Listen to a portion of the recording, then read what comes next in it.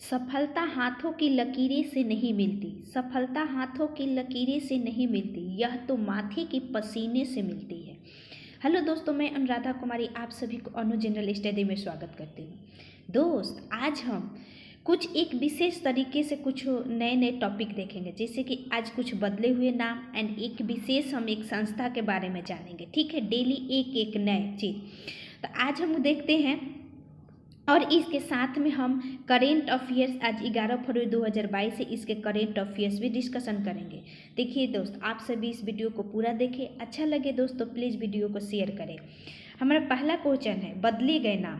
पहला है कि माउंट हैरियट, माउंट हैरियट का नया नाम क्या हो गया है? तब माउंट मणिपुर। यह कहाँ दोस्तों है? अंडमान और निकोबार, खासकर निकोबार द्वीप समूह में पड़ता है माउंट हैरियट। ठीक है, याद रखिएगा। ठीक है, इसका माउंट मणिपुर नाम पड़ गया है।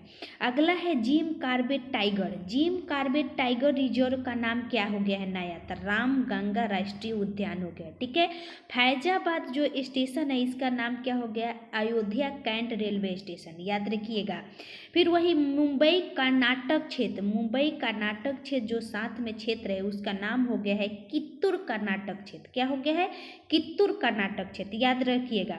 वहीं हबीबगंज रेलवे स्टेशन पूछे दोस्तों, हबीबगंज रेलवे स्टेशन का नाम हो गया है रानी कमलापति रेलवे स्टेशन। ठीक है, कहाँ है ये? मध्य प्रदेश में है। आगे है हमारा मिड डे मील। देखिए मिड डे मील जो हमारा 1995 में स्टार्ट हुआ था, इसका अभी नया नाम कर दिया गया है पीएम पोषण योजना। ठीक है, पीएम पोषण योजना। आज हमारा मुख्य टॉपिक है राज्यसभा। ठीक है, तो राज्यसभा के बारे में दोस्त आज हम देखते हैं। पहला है कि राज्यसभा का उल्लेख किस अनुच्छेद में है? तो देखिए राज्यसभा का उल्लेख अनुच्छेद 80 में। ठीक है, यह भारतीय संसद का यानी संसद तीन से हुक्म बनता है, राज्यसभा, लोकसभा, राष्ट्रपति। ठीक है, तो इसमें इसको हम लोग उच्च सदन कहते हैं। ठीक है, जो कि अस्थाई सदन भी कहा जाता है, याद रखिएगा। आगे राज्यसभा का सभापति, हम लोग करेंट रिलेटेड देख रहे हैं, तो राज्यसभा का सभापति वर्तमान में कौन है? वेंकैया नायडू जी है। ठीक है, एम वेंकैया नायडू। वहीं पूछे राज्यसभा का उपसभापति कौन है? तो हरिवंश नारायण सिंह है। कौन है? हरिवंश नारायण सिंह, याद रखिएगा। वहीं पूछे राज्यसभा का महासचिव कौन है? राज्यसभा का महासचिव कौन है? तो पीसी मोदी है। कौन है? पीसी मोदी है, प्रमोद चंद्र मोदी। इससे पहले हमारा देश दीपक वर्मा थे तो हट गए, अभी है पीसी मोदी, याद रखिएगा। वही राज्यसभा में पक्ष का नेता यानी जो हमारा अभी जिसका सरकार है उसका एक नेता चुना जाता है जो सबका नेतृत्व करता है, तो ये हमारा है पीयूष गोयल जी। कौन है? हमारा पीयूष गोयल जी। अब हमारा है दोस्तों राज्यसभा का विपक्ष का नेता। क्या है? राज्यसभा में विपक्ष का नेता कौन है? तो याद रखिएगा मल्लिकार्जुन खड़गे। कौन है?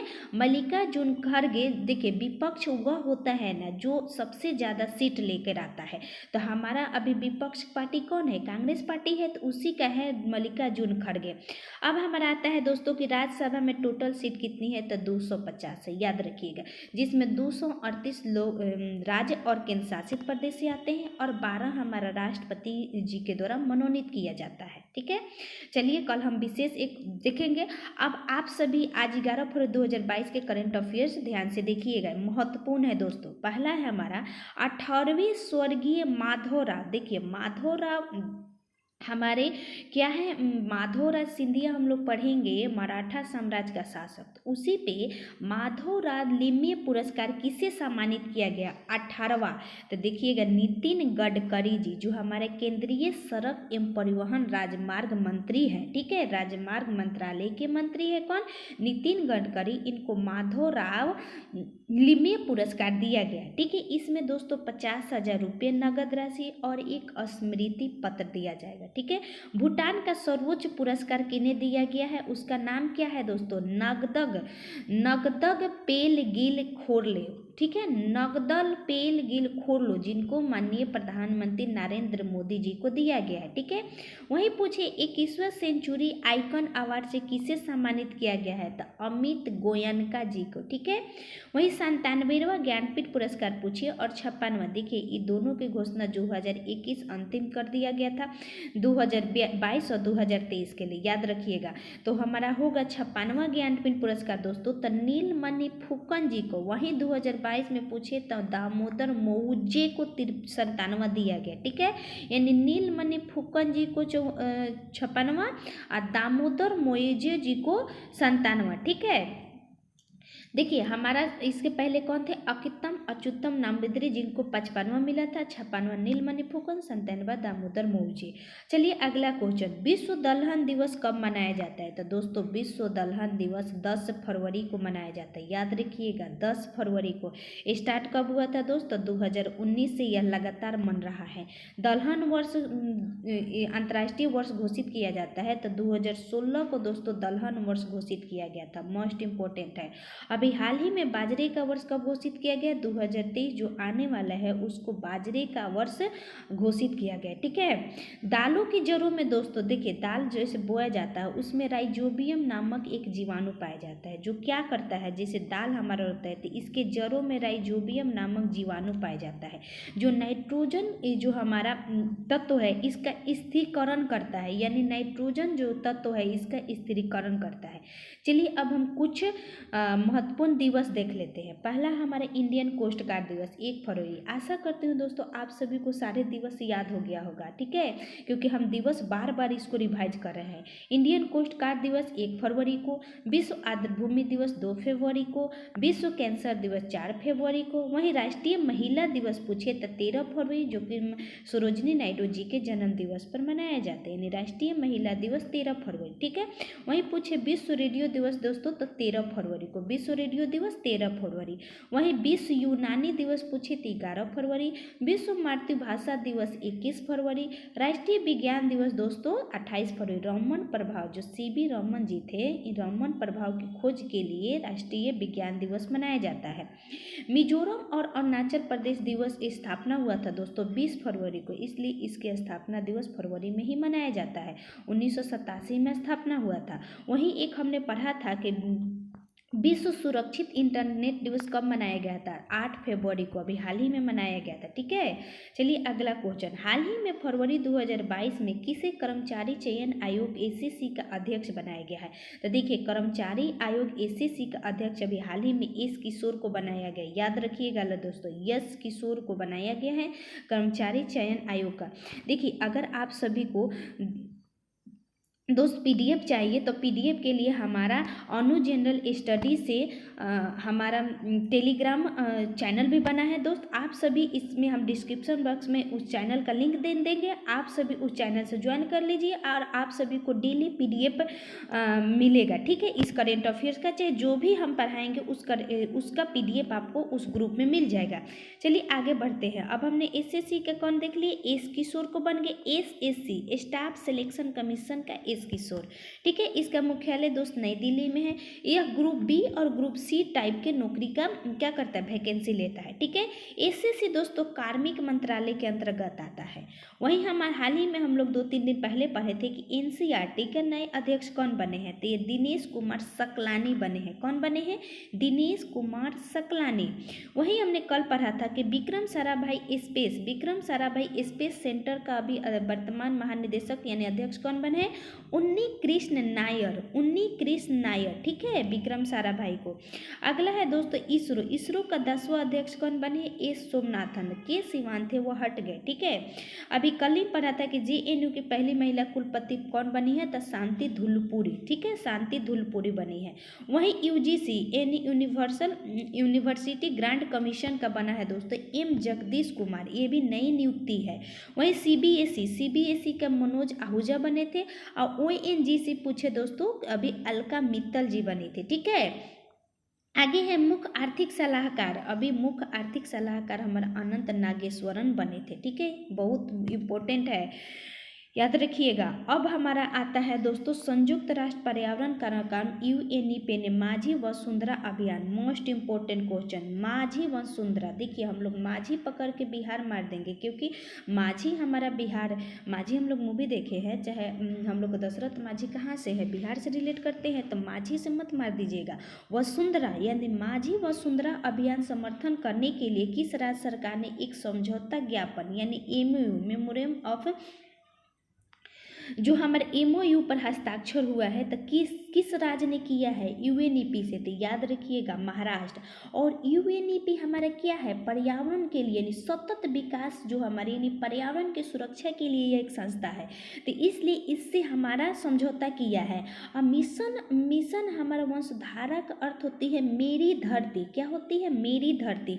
अब धरती है तो हमारा पर्यावरण से संबंधित होगा। तो इसका लक्ष्य है दोस्तों सतत विकास लक्ष्य जो पर्यावरण के अनुकूल विकास करना। ठीक है, मिशन वसुंधरा का लक्ष्य है सतत विकास लक्ष्य की प्राप्ति करना। यहाँ के CM है उद्धव ठाकरे। ठीक है दोस्तों, और यहाँ के गवर्नर है यानी राज्यपाल है भगत सिंह कोश्यारी। ठीक है, अगला दोस्तों UNEP। अब UNEP महत्वपूर्ण क्यों है? क्योंकि ये हमारा बहुत महत्वपूर्ण है। इसका होता है यूनाइटेड नेशन एजुकेशन प्रोग्राम। इसका फुल फॉर्म होता है यूनाइटेड नेशन एजुकेशन प्रोग्राम। ठीक है, तो इसका united nation environment programme. Environment इसे इन्वायरमेंट होते हैं यानी पर्यावरण। इसकी स्थापना 5 जून 1972 को हुआ था। क्यों? क्योंकि हमारे देखिए विश्व स्तर पर सबसे पहली बार स्टॉकहोम सम्मेलन 1972 में आयोजित किया गया। इसमें क्या था? हमारे की सतत विकास लक्ष्य की प्राप्ति को लक्ष्य रखा गया। मतलब इसका मुख्य उद्देश्य था सतत विकास लक्ष्य। इसी में कहा गया कि पर्यावरण संरक्षण के लिए भी कुछ कार्य किया जाए। तो इसी के लिए UNEP की स्थापना 5 जून 1972 को हुआ, जिसके मुख्यालय दोस्तों केन्या नैरोबी में है। याद रखिएगा, इसी के उपलक्ष्य में हमारा 5 जून को पर्यावरण दिवस मनाया जाता है और 1974 से मनाया जाता है। 72 में तो हमारा स्थापना हुआ, लेकिन 74 से मनाया जाता है। और पहली बार इसका आयोजन किसके द्वारा किया गया था? पर्यावरण दिवस का आयोजन यूनाइटेड स्टेट ऑफ अमेरिका। हर साल कोई ना कोई देश आयोजन करता है। वहीं 2021 में पूछे दोस्तों तो पाकिस्तान, और 2020 में हमारा कोलंबिया था। तो याद रखिएगा 2020 का कौन था? पाकिस्तान।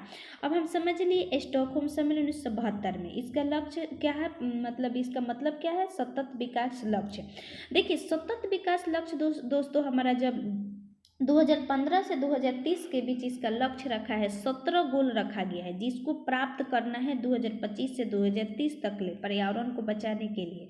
आज जब दोस्तों हमारे स्टॉकहोम सम्मेलन हुआ तो भारत में भी उस समय जब इंदिरा गांधी थी तो उनके द्वारा एक कदम उठाया गया। उसके लिए वन्य जीव संरक्षण अधिनियम 1972 लाया गया। इसके द्वारा वनों को और जीवों को संरक्षित करने के लिए। ठीक है, और 1973 में आपने पढ़ा होगा टाइगर प्रोजेक्ट। अगला है दोस्तों के मॉन्ट्रियल प्रोटोकॉल। तो मॉन्ट्रियल प्रोटोकॉल कब हुआ था? तो मॉन्ट्रियल प्रोटोकॉल दोस्तों याद रखिएगा 16 सितंबर 1987 ईस्वी में आयोजन हुआ था। इसी में विश्व ओजोन दिवस 16 सितंबर को मनाया जाता है मॉन्ट्रियल प्रोटोकॉल के उपलक्ष्य में। ठीक है, और इसको अगर ओजोन परत की सांद्रता मापन पूछे तो डाप्सन से। और 1994 ईस्वी में घोषणा हुआ ओजोन दिवस मनाने की, और 1995 से लगातार मनाया जाता है। ठीक है, और ओजोन कहाँ रहता है दोस्तों? समताप मंडल में। अगला दोस्तों अगला हमारा सम्मेलन है पहला पृथ्वी सम्मेलन। तो पहला पृथ्वी सम्मेलन 1992 में रियो डी जेनेरियो में हुआ था। देखिए पृथ्वी सम्मेलन से रिलेटेड अभी हाल ही में बिहार दरोगा PT एग्जाम में क्वेश्चन पूछा गया था। ठीक है, इसलिए जितने भी सम्मेलन है दोस्तों मोस्ट इम्पोर्टेंट है। अगला हमारा क्योटो प्रोटोकॉल। तो याद रखिएगा क्योटो प्रोटोकॉल 1997 में हुआ और 2005 से लागू हो गया। क्योटो प्रोटोकॉल 97 में, 2005 से लागू। ठीक है, अगला हमारा क्वेश्चन है मोस्ट इम्पोर्टेंट। भारत का पहला व्यावसायिक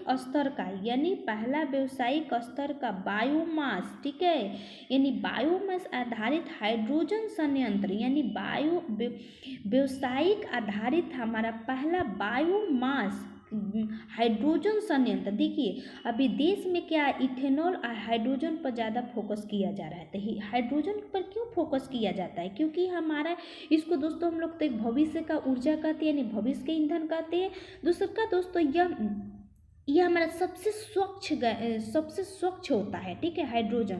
तो इसलिए हाइड्रोजन के ऊपर जोर दिया जा रहा है। तो ये खंडवा MP में हाइड्रोजन संयंत्र व्यावसायिक स्तर पर हमारा पहली बार स्थापित किया गया है। इसमें क्या होगा? इसका मतलब क्या होता है? मतलब ये है कि हमारे जितने भी फसल है ना, उस फसल जो खराब हो चुके हैं उसको एक जगह एकत्रित किया जाएगा। और एकत्रित करने के बाद देखिए 30 टन बायोमास यानी फसल की अवशिष्ट, जैसे किसी किसी प्रकार का कचरा हो। 30 टन बायोमास से 1 टन हाइड्रोजन प्राप्त करने का लक्ष्य रखा गया है। किससे? व्यावसायिक स्तर पर बायोमास हाइड्रोजन संयंत्र खंडवा जो MP में लगाया गया है, इसके लिए। ठीक है, देखिए हाइड्रोजन के बारे में जान लीजिए। यह आवर्त एक में और वर्ग एक में का तत्व है। इसको हम लोग आवारा धातु भी कहते हैं दोस्तों। ठीक है, इसकी खोज हेनरी कैनवेंडिश ने किया था। चलिए आगे, अभी हमने 2-4 दिन पहले पढ़ा था कि पहला जियो पार्क कहाँ स्थापित किया गया है, तो जबलपुर लम्हेटा जो कि मध्य प्रदेश में है। ठीक है, और हमारे देश में ऊर्जा स्वतंत्र का लक्ष्य कब तक रखा गया है? 2047 तक। ठीक है, और वही कार्बन न्यूट्रल का पूछे तो देखिए ऊर्जा स्वतंत्र यानी ऊर्जा में हम किसी देश पर आश्रित नहीं रहेंगे। क्या मतलब होता है कि 2047, वही कार्बन न्यूट्रल पूछे दोस्तों तो 2017 यानी 2070 तक हमारा देश कार्बन न्यूट्रल बन जाएगा, याद रखिएगा। चलिए आगे बढ़ते हैं। अगला क्वेश्चन है हमारा कि 9 फरवरी 2022 को वर्ल्ड बुक ऑफ रिकॉर्ड यानी 9 फरवरी 2022 को world book of record 10,000 feet से, देखिए टोटल इसका ऊंचाई है 10,044 फीट। 10,000 फीट से ऊपर दुनिया की सबसे लंबी सुरंग के रूप में किसको मान्यता दिया गया? यानी 10,044 फीट पर स्थित किसी वर्ल्ड गिनीज बुक रिकॉर्ड में दर्ज किया गया है। तो याद रखिएगा अटल सुरंग जो हमारा रोहतांग सुरंग था, इसी का नया नाम हमारा हो गया था अटल सुरंग। ठीक है, जो हमारा हिमाचल प्रदेश राज्य में है। यह बहुत पूछा जा चुका है जब इसका नाम बदला था 2019 में। 9.02 किलोमीटर दोस्तों इसकी लंबाई है, 10,044 फीट ऊंचाई है इसका।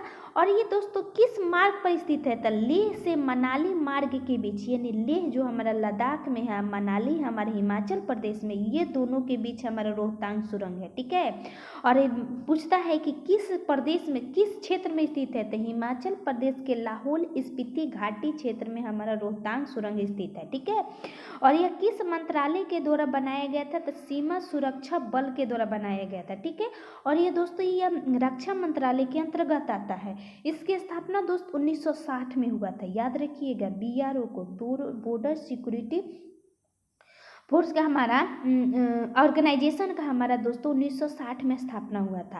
और देखिए हाल ही में जो प्रमाण पत्र दिया गया था राजीव चौधरी जी को दिया गया था, क्योंकि यह BRO के क्या है? महानिदेशक है। ठीक है, BRO के महानिदेशक हमारा राजीव कुमार है। वहीं पूछे दोस्तों सेला सुरंग, तो सेला सुरंग अरुणाचल प्रदेश में है। अब हमारे हिमाचल प्रदेश में सिपकिला दर्रा है, रोहतांग दर्रा है, कहाँ स्थित है? हिमाचल प्रदेश में। चलिए आगे, 100% टीकाकरण वाला पहला राज्य कौन बन गया? तो याद रखिएगा हिमाचल प्रदेश। 100% टीकाकरण का लक्ष्य प्राप्त करने वाला पहला राज्य हिमाचल प्रदेश बन गया है। वहीं जिला पूछे दोस्तों तो वही हिमाचल प्रदेश के किन्नौर जिला है। अब याद रखिएगा हमने पढ़ा था आदि बद्री बांध परियोजना, मोस्ट इंपॉर्टेंट होगा क्योंकि यह बांध है हमारा, तो इसको हिमाचल प्रदेश और हरियाणा के बीच समझौता किया गया था। जो सरस्वती नदी का कायाकल्प यानी जो सरस्वती नदी है ना, इसमें पानी पहुंचाना इसका मुख्य उद्देश्य था। अगला क्वेश्चन कि विजय हरारे ट्रॉफी 2021 का खिताब किसने जीता था? तो हिमाचल प्रदेश ने ही जीता था। ठीक है, अगला क्वेश्चन फरवरी 2022 में भारत में एक नए स्तनपायी प्रजाति व्हाइट चिवर्ड मैकाक की खोज किस राज्य में देखा गया था? देखिए व्हाइट चिवर्ड मैकाक क्या है? एक तरह का बंदर है दोस्तों। ये इस बंदर की मुख्य विशेषता क्या है? इसकी गाल जो है ना दोस्तों व्हाइट कलर की, यानी इसकी गाल जो है व्हाइट कलर। कितने भी बंदर देखिएगा तो दोस्तों काला काला दिखता है। ठीक है, तो ये हमारा व्हाइट चिवर्ड मैकाक इसका नाम दिया गया स्तनपायी। ये हमारा अरुणाचल प्रदेश में खोजा गया। देखिए पहला व्हाइट चिवर्ड मैकाक हमारा चीन में 2015 में मिला था। तो याद रखिएगा चीन में 2015 में मिला था। तो चीन के सट्टा कौन है? अरुणाचल प्रदेश, तो वहां से घसक के आ गया होगा यानी भारत में आ गया होगा। तो याद रखिएगा कहाँ मिला? हमारा अरुणाचल प्रदेश में। अगला न्यूनतम जनसंख्या घनत्व किस राज्य की है? तो हमारा 17 व्यक्ति वर्ग किलोमीटर अरुणाचल प्रदेश में ही है। वहीं सबसे अधिकतम पूछे केंद्र एवं राज्य में तो दिल्ली। देखिए यहाँ राज्य नहीं लगाया है, सबसे अधिकतम पूछ रहा है तो आपको दिल्ली मानना पड़ेगा क्योंकि 11,000 प्लस वहाँ की जनसंख्या घनत्व है। वहीं पूछे अधिकतम तो दोस्तों बिहार जो हमारी 1106 है। ठीक है, चलिए आगे, नामदफा एम मोलिंग राष्ट्रीय उद्यान कहाँ स्थित है? तो अरुणाचल प्रदेश में। ठीक है, अब दोस्तों हमारा है बोमिल्डा, दीफू और यंग्याप, ये हमारा दराएं हैं, कहाँ स्थित है, अरुणाचल प्रदेश में। ठीक है, सीएम हमारा कौन है दोस्तों, तो पेमा खांडू है और राज्यपाल बीडी मिश्रा है और इसकी राजधानी ईटानगर है। चलिए आगे, अगला है मोस्ट इम्पोर्टेंट 35वां अफ्रीकन संघ शिखर सम्मेलन, यानी अफ्रीका में दोस्तों एक शिखर सम्मेलन होता है। ठीक है, उसमें जितने देश है वो लोग इस शिखर सम्मेलन में भाग लेते हैं। तो दोस्तों याद रखिएगा आदिस अबाबा, जिसे हमारा अफ्रीका का आप मैप देखिएगा तो अफ्रीका के मैप यहाँ पे हमारा दोस्तों है आदिस अबाबा। तो आदिस अबाबा दोस्तों इथियोपिया में है। तो यहीं पे अफ्रीका शिखर सम्मेलन का आयोजन किया गया है। ठीक है, इसका मुख्यालय भी अब आदिस अबाबा में ही बनाया गया है। इसमें टोटल 55 देशों ने भाग लिया। आदिस अबाबा दोस्तों हमारा अबी अली अहमद यहाँ के दोबारा प्रधानमंत्री बने हैं। और आपको याद आ रहा है कि शांति के क्षेत्र में 2019 में इनको नोबेल पुरस्कार भी मिला था। आदिस अबाबा जी को शांति का नोबेल पुरस्कार भी मिला था। ठीक है, चलिए आगे, अगला क्वेश्चन हमारा कि 2020 में खाद्य पुरस्कार, विश्व खाद्य कार्यक्रम को शांति का नोबेल पुरस्कार दिया गया था। ठीक है, 2020 में विश्व खाद्य कार्यक्रम को, वहीं 2021 में पूछे शांति का नोबेल पुरस्कार तो दमित्री मुरातो और मारिया रेसा। ठीक है, चलिए आगे कुछ आयोजन देख लेते हैं। G20 2022 का आयोजन कहाँ किया गया, इथियोपिया में, इंडोनेशिया में। जो हमारा G20 होगा दोस्तों 2022 में अभी, तो हमारा इंडोनेशिया में होगा। और अगले साल दोस्तों 2023 में भारत आयोजन करेगा और 21 में कहाँ होगा, इटली में। अब हमारा आता है दोस्तों COP27 का आयोजन, तो मिस्र जो कि अफ्रीका में ही स्थित है। ठीक है, वहीं ब्रिक्स पूछे दोस्तों तो चाइना में होगा क्योंकि 2022 में, और 2021 में हमारा देश भारत किया था जो कि 13वां था।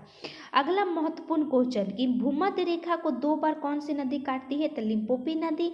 अब मकर रेखा को पूछे तो कांगोई एवं जायरो नदी, जिसको हम लोग कांगोई या जायरो नदी भी कहते हैं। ठीक है, अब वही कर्क रेखा पूछे तो दोस्तों हमारा भारत का माही नदी, ये दोनों हमारा अफ्रीका में ही काटता है। ठीक है, और तीनों रेखा हमारा अफ्रीका महाद्वीप से ही होकर गुजरता है। ठीक है, चलिए आगे, फरवरी 2022 में उत्तराखंड के ब्रांड एम्बेसडर किसे नियुक्त किया गया था, अक्षय कुमार को। देखिए हम एक बार और देख चुके हैं दोस्तों, हम जल्दी जल्दी रिवाइज कर लेते हैं। पुष्कर सिंह धामी यहाँ के मुख्यमंत्री है। गुरमीत पाल सिंह हमारे यहाँ के राज्यपाल है। देखिए गुरमीत सिंह हमारे यहाँ के राज्यपाल है। ठीक है, बेटी बचाओ बेटी पढ़ाओ का ब्रांड एम्बेसडर कौन बनी थी, तो वंदना कटारिया, जो कि हॉकी से संबंधित है, यह बहुत फेमस हुई थी टोक्यो ओलंपिक में। सिक्किम का ब्रांड एम्बेसडर कौन है, तो AR रहमान है। ठीक है, अब हम कुछ, अभी उत्तराखंड में चुनाव होने वाला है दोस्त, तो कुछ बारे में जान लेते हैं। उत्तराखंड में दोस्तों विधानसभा का 70 सीट है। उत्तराखंड का लोकसभा में 5 गो, राज्यसभा में 3 गो। ठीक है, राजधानी दोस्तों देहरादून है और एक ग्रीष्मकालीन राजधानी अभी हाल ही में घोषित हुआ था गैरसेन। क्या है, गैरसेन। अब वहीं से देहरादून से दोस्तों वन रिपोर्ट आता है जो कि अभी हाल ही में 17वां वन रिपोर्ट आया था। कौन सा आया था, 17वां। चलिए आगे, सबसे ऊंचा हर्बल पार्क, तो देखिए सबसे ऊंचा हर्बल पार्क भारत में उत्तराखंड में ही स्थापित हुआ है। ठीक है, वहीं पूछे दोस्तों कि एरोमेटिक गार्डन, यानी एरोमेटिक गार्डन कहाँ भी हुआ था, तो ये भी उत्तराखंड में हुआ था। ठीक है, अभी हमने बदला हुआ नाम में भी देख लिया था, रामगंगा राष्ट्रीय उद्यान का नाम जिम कॉर्बेट राष्ट्रीय उद्यान, जो कि सबसे पुराना राष्ट्रीय उद्यान है। ठीक है, वहीं 4 धाम परियोजना पूछे तो जो हमारा वहाँ की 4 धाम परियोजना है गंगोत्री, यमुनोत्री, केदारनाथ और बद्रीनाथ, इन सभी को मिलाकर यह परियोजना चलाई जा रही है। अगला, 9 फरवरी 2022 ईस्वी को IPL टीम अहमदाबाद फ्रेंची, क्या नाम है, अहमदाबाद फ्रेंची का आधिकारिक नाम क्या दिया गया है, तो गुजरात टाइम, क्योंकि अहमदाबाद गुजरात का ही है तो इसका नाम दिया गया है गुजरात टाइटंस। ठीक है, इसका कप्तान होंगे हार्दिक पांड्या। ठीक है, लखनऊ टीम, हमारा लखनऊ टीम हाल ही में ये 2 नए टीमें शामिल हुआ है, एक तो अहमदाबाद और एक लखनऊ। तो लखनऊ का हम देख लेंगे, लखनऊ सुपर जॉइंट इसका नाम रखा गया है और इसका जो हमारा मालिक है वो हमारा संजीव गोयनका है। ठीक है, कौन है, संजीव गोयनका, याद रखिएगा। और कप्तान इसका कौन है दोस्तों, तो KL राहुल। तो नई टीम है तो हमको याद रखनेगा, गुजरात का हार्दिक पांड्या और लखनऊ का KL राहुल। और 10 टीमें अब भाग लेगी IPL में, पहले 8 टीम थी तो 2 शामिल हो गया। वहीं IPL 2022-23 का टाइटल स्पॉन्सर कौन बना है दोस्तों, तो टाटा बना है। कौन बना है, टाटा। अब हमारा 2021 में आईपीएल जो आयोजित हुआ था दोस्तों यूएई में, इसमें सबसे ज़्यादा रन बनाने वाले को दोस्तों हम लोग ऑरेंज कप देते हैं। तो ये हमारे बनाए थे ऋतुराज गायकवाड़, ठीक है। और वहीं आईपीएल में सबसे ज़्यादा विकेट लेने वाले को पर्पल कैप मिलता है। तो देखिए पर्पल, आप लिखिएगा पर्पल, तो ऊपर ये र आ रहा है। उसी तरह हर्षल में भी ऊपर र है, तो याद रखिएगा पर्पल हर्षल, ठीक है, पर्पल हर्षल पप, ठीक है। चलिए आगे, आईपीएल में सबसे महंगा 2021 में कौन बिका था? तो क्रिस मॉरिस, जो कि दक्षिण अफ्रीका का है। आईपीएल का स्टार्ट 2008 में इसका मालिक थे ललित मोदी के द्वारा इसका स्थापित हुआ था, ठीक है। 2021 में टाइटल स्पॉन्सर वीवो बना था 2021 में टाइटल स्पॉन्सर वीवो। आईपीएल 2021 का आयोजन यूएई में हुआ था। भारत का 1000वां मैच, यानी भारत पहला ऐसा देश बन गया है जो 1000वां मैच खेला है, जो कि किसके किसके बीच? इंडिया और वेस्ट इंडीज के खिलाफ हुआ है, जिसमें भारत जीत लिया है। याद रखिएगा 1000 वनडे मैच खेलने वाला भारत पहला देश बन गया है। पहला टेस्ट चैंपियनशिप का भी हाल ही में आयोजित हुआ था दोस्तों, न्यूजीलैंड जीता था भारत को हराकर, ठीक है। वहीं भारत का पहला स्पोर्ट यूनिकॉर्न कौन बना है? Chennai super king. चलिए आज का हमारा महत्वपूर्ण क्वेश्चन, इसको ध्यान से समझिएगा। ये पूछता है भारतीय रिजर्व बैंक द्वारा जारी मौद्रिक नीति रिपोर्ट में कितनी प्रतिशत रखी गई है रेपो दर को? तो देखिए मौद्रिक नीति रिपोर्ट होता है ना दोस्तों, ये हर साल 6 बार जारी होता है, ठीक है, प्रत्येक 2 महीने पर जारी होता है। अभी हाल ही में जो हमारा मॉनेटरी पॉलिसी हमारा कमेटी है, इसके द्वारा लगातार 10वीं बार एक ही यथावत रखा गया, यानी किसी प्रकार का संशोधन नहीं हुआ है, ठीक है। ये हमारा जो मौद्रिक नीति रिपोर्ट होती है आरबीआई के द्वारा जारी होता है, याद रखिएगा। वहीं हमारा राजकोषीय पूछे दोस्तों, तो केंद्र सरकार, राजकोषीय किसके पास जाएगा? केंद्र सरकार के पास, क्योंकि वो संचित निधि है। लेकिन मौद्रिक नीति यानी मुद्रा से संबंधित आ जाए दोस्तों, तो आरबीआई, ठीक है।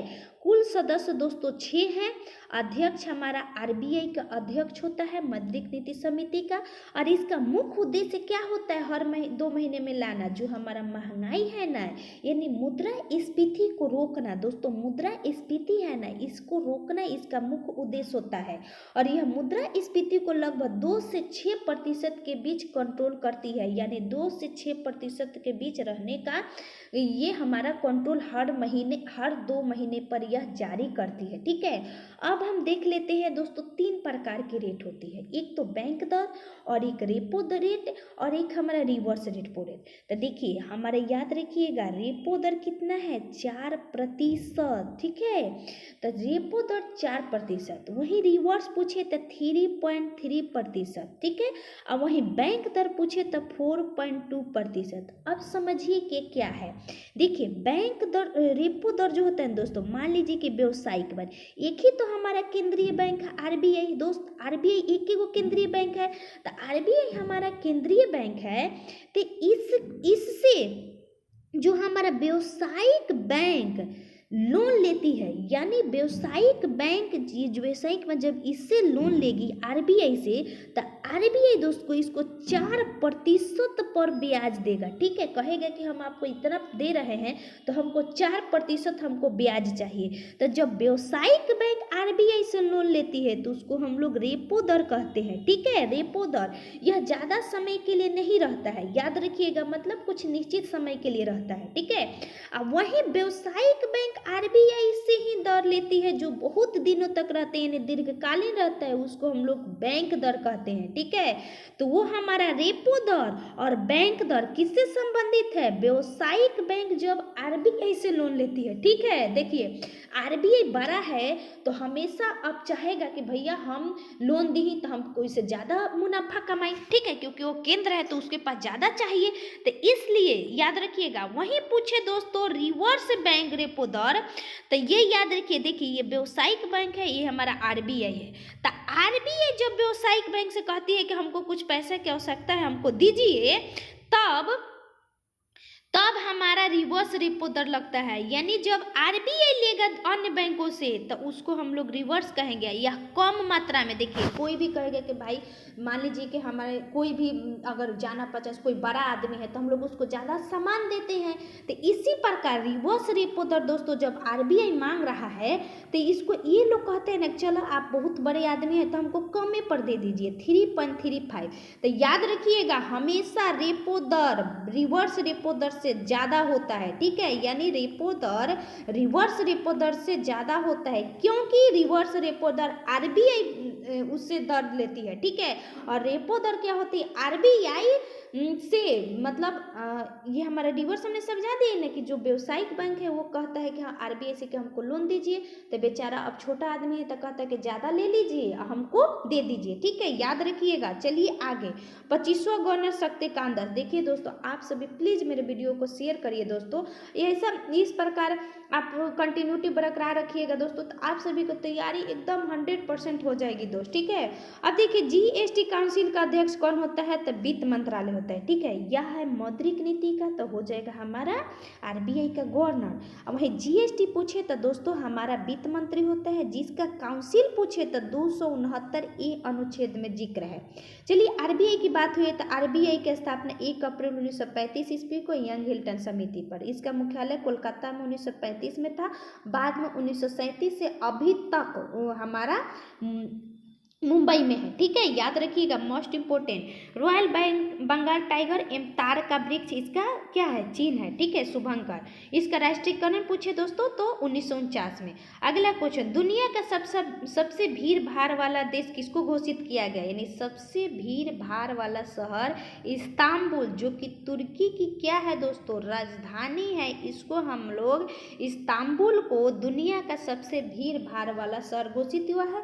वहीं 10वां नंबर पर पूछे दोस्तों तो हमारा बंगलुरु है। देखिए आप सभी को आज का वीडियो दोस्तों अगर अच्छा लगा होगा तो प्लीज़ वीडियो को लाइक करें, चैनल को सब्सक्राइब करें दोस्तों। आज का वीडियो मोस्ट इंपॉर्टेंट है, ठीक है। अब आप सभी एक क्वेश्चन आंसर दीजिएगा कमेंट बॉक्स में कि जो हमारा आरबीआई है दोस्तों, आरबीआई के जो हमारा अध्यक्ष होता है इसका कार्यकाल कितने वर्षों का होता है, ठीक है। आप सभी कमेंट बॉक्स में आंसर दीजिएगा। Thank you so much.